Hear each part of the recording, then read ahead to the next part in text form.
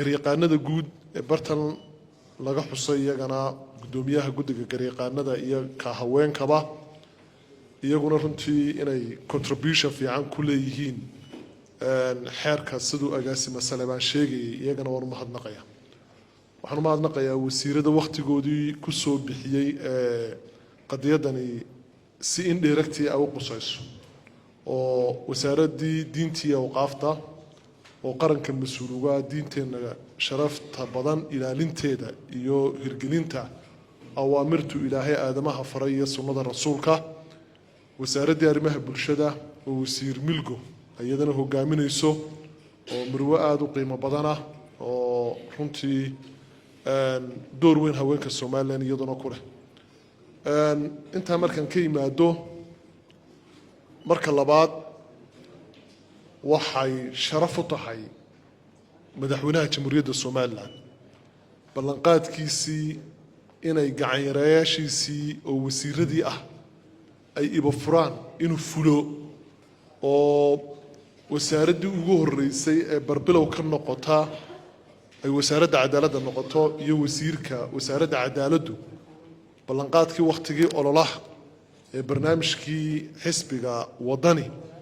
inuu maanta fulo wax weyn bay u tahay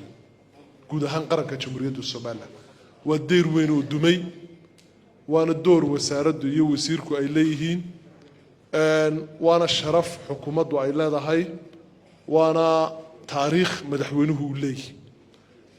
ilaahay baa mahadle wixii lagu ballamay inay si fiican ay u fulayaan annagana ka xisbi ahaan iyo ka xukuumad ahaan iyo ka xildhibaan ahaanba wanaag bay noot halgan dheeroo aniga iyo Yoonis iyo wasiirada halkan fadhiya milge iyo wasiirka diinta iyo waqaaftuna xogeeyay cadaaladda xisbiga xogeeyay diinta iyo waqaafta xisbiga waxa isbedel lagu baanayay oo muddo dheer soo qaatay inuu maanta midmiru fulayo oo Ilaahay ugu mahadnaqayno farxad bay noot wixii ummadda aanu sheegnay inay wasiiradii fulinayaan farxad bay noot arintani waa arrin weyn Ilaahay agtiisana miisaan ku leh oo ajar iyo xasanaad iyo khayr laga helayo oo faquuqu maaha guurko kaliyaata iyo haybsooca laakiin caqabadaha ummadda haysta waa taymika uu gudoomiyaha naafadu ka hadlay marka wuxuu baan doonayaa anigu inaan yara iftiimiyo wixii contribution ah ee xeerkani annaga wuxuu noogu imanayaa golaha goloweynaha iyo gudiyada ayaan ku falanqeyn doonaa gudidii shuruucdana waa kan uu ku hadlay gudidii diinta iyo waqaaftana waanu ku hadlaynaa waanu joognaa marka ka hor dhici maayo bartaasaanu keenay laakiin maanta idinka kelmadda kooban ee madaxda oranaysa marka laga yimaado idinka tuujinaya falanqeynaya wixii marka afkaareed haysaan idinka ku buuxin doona wuxuu baan doonayaa laakiin inaan hal arrin saxo oo khalad ah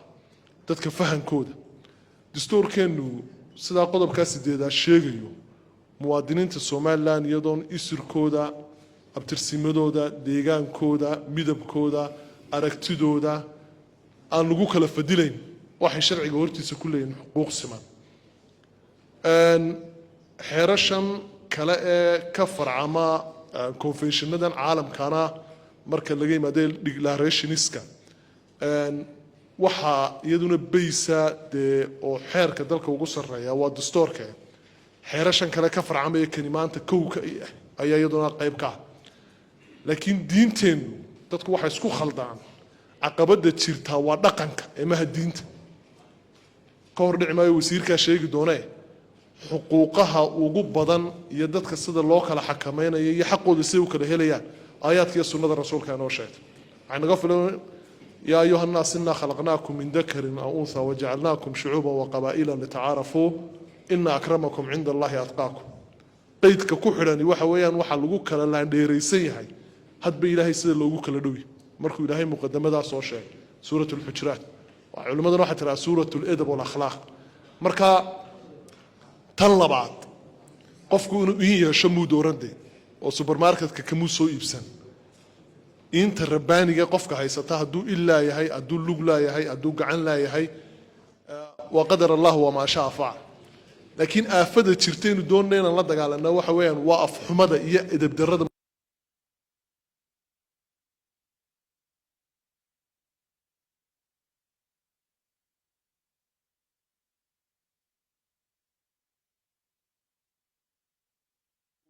markuu maxkamadda qofka ka soo daco ciqaabta ku imanaysa dhaqaale xitaa dawladdu ay ka heli karayso marka waan bogaadinayaa waanan baarigayaa wasaaradda iyo wasiirka iyo howlwadeennadaba ka gool ahaanna waxaanu ballan qaadaynaa inaanu aad uga shaqayn doono inay ummaddu xuquuq hesho oo dadku ay kala nabad galaan oo abuurkooda aan lagu aflagaadayn oo edabdarrada la joojiyo inuu xeerkana xakameeyo sharaf bay xukuumadda u tahay sharaf bay qaranka u tahay sharaf bay diinteenna u tahay sharaf bay jiritaankeenna iyo ummadnimadeennaba u tahay qofku inaan lagu odhanin yacni duqsigu dhaqanku leeyahay waxaa ka mid ah inta qofku doontaa nabarkuu xoqaa markaa dhaqankaa inaynu suulinno qofku markaad bartaa laga arkaa la odhanaya waa cawar iyo waa dhagoole iyo waa maxay tahay waa gacan iyo waa faruur iyo maxay ahayd waa dhukur iyo de maanta dhan ka gayoon meena idinka falanqayn doon marka meel wanaagsan baynu maraynaa in xeerkaasina xeer midho dhalo uu noqdana waan ku dadaalaynaa aad iyo aad baad u mahadsan tihiin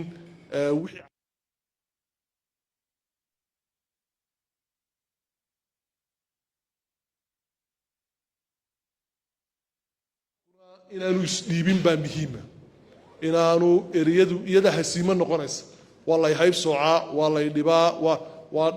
way dhici karaysaa in xuquuq fara badan aad ku weydo laakiin inaad ku celcelisay iyada laftirkeedaa jaba inaad guulaysan karayso inaad halgami karayso inaad meel gaari karayso inaad muwaadin dhaba tahay inaad xuquuqda kuwa kale leeyihiin aad heli karayso qofna gurigooda inta lagu qaraaco looguma geeyo hadiyad laguma siiyo laakiin noloshu waa halgan marka taynu doonaynaa waa taa inay ummaddu isku mid noqoto kala duwanaanshaha aragtida la isku tixgeliyo laakiin kala duwanaanshaha midabka iyo jiritaanka aadamuhu human beingku inaanu noqonin wax iinku ku salaysan markaa si gaaraan mar labaad jeclahay inaan ugu mahadnaqo shaqaale weynaha wasaaradda wasiirkana waxaan kula dardaarmayaa inuu shaqaalihiisa ku faraadaygo inuu runtii aqoontooda kobciyo agaasimaha guudoysna nin aad u aqoon-yahan oo dhalinyara tiim wanaagsan oo ayuu madaxweynuhuna u soo xulay annaguna waanu garab taagannahay waan la shaqaynaynaa waa ku faraxsannahay wasiiradeedii waa ku faraxsannahay xukuumaddeedii xildhibaan ahaan waan isku duubannahay waanu la shaqaynaynaa garabkoodaanu nahay wasaaradda diinta iyo waqaafta dadaalada wadaanu garab taagannahay wasaaradda arrimaha bulshada wasiir milgo waanu garab taagannahay wasiirkayga cadaaladana waanu garab taagannahay